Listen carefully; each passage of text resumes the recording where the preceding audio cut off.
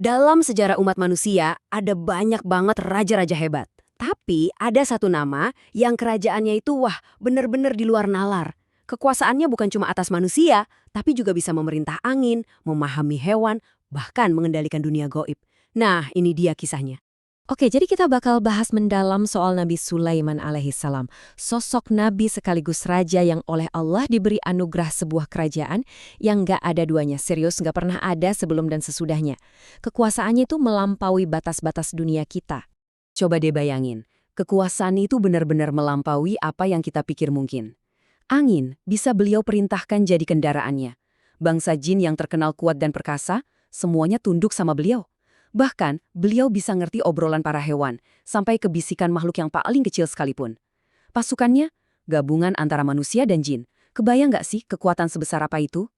Nah, pertanyaannya, gimana ceritanya semua kekuatan super luar biasa ini bisa didapetin?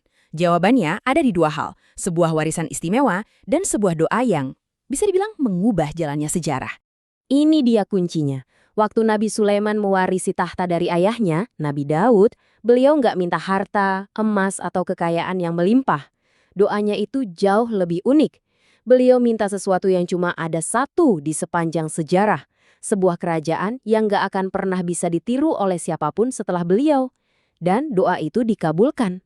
Dan karena doanya dikabulkan, kekuasaannya jadi sangat luas. Angin jadi semacam kendaraan pribadinya, dan para jin jadi tenaga kerjanya. Semua kekuatan dahsyat itu, atas izin Allah, tunduk sepenuhnya sama perintah beliau. Biar kebayang seberapa hebatnya, gini deh. Perjalanan yang normalnya butuh waktu sebulan penuh, bisa diselesaikan, singgasananya yang dibawa angin cuma dalam waktu 1 pagi. Gila kan? Tapi yang paling penting, semua ini bukan buat pamer atau sombong-sombongan. Kekuatan itu beliau gunakan untuk menegakkan keadilan dan menyebarkan ajaran tauhid. Oke, kita udah bahas soal kekuasaannya yang luar biasa. Sekarang, yuk kita lihat satu momen yang nunjukin karakter asli beliau. Momen yang membuktikan kalau kehebatannya itu bukan cuma soal kekuatan, tapi juga soal perhatiannya pada suara-suara yang paling kecil.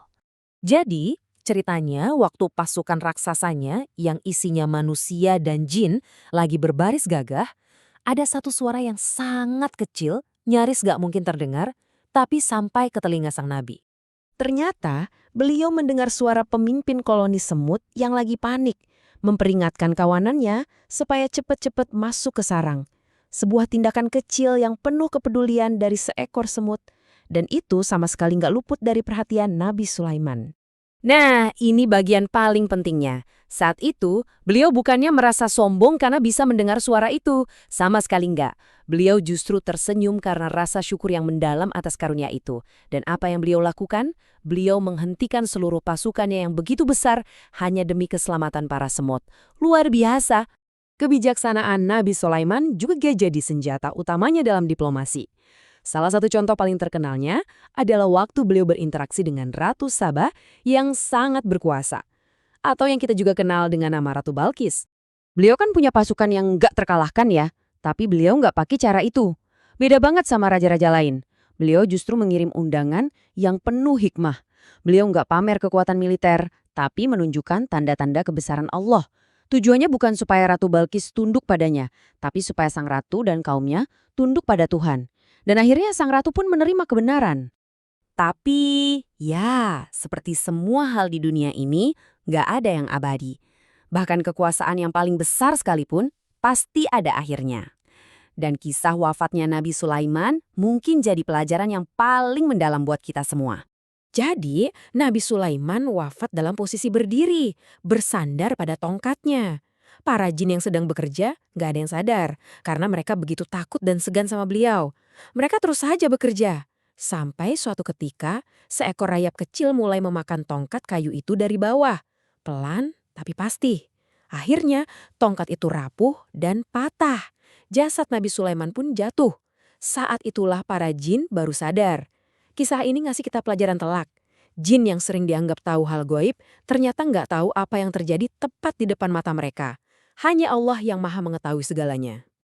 Jadi, apa sih yang bisa kita ambil dari semua ini? Nabi Sulaiman itu dikenang bukan karena singgasananya yang bisa terbang di atas angin, tapi karena kerendahan hatinya yang membuat beliau tersenyum saat mendengar suara seekor semut. Beliau punya segalanya, tapi hatinya tetap tunduk dan taat pada Allah. Kisah ini benar-benar meninggalkan kita dengan satu pertanyaan pamungkas. Kalau semua kekuasaan, jabatan, dan kekayaan di dunia ini pada akhirnya akan lenyap, lalu warisan abadi apa yang sesungguhnya sedang kita persiapkan untuk diri kita?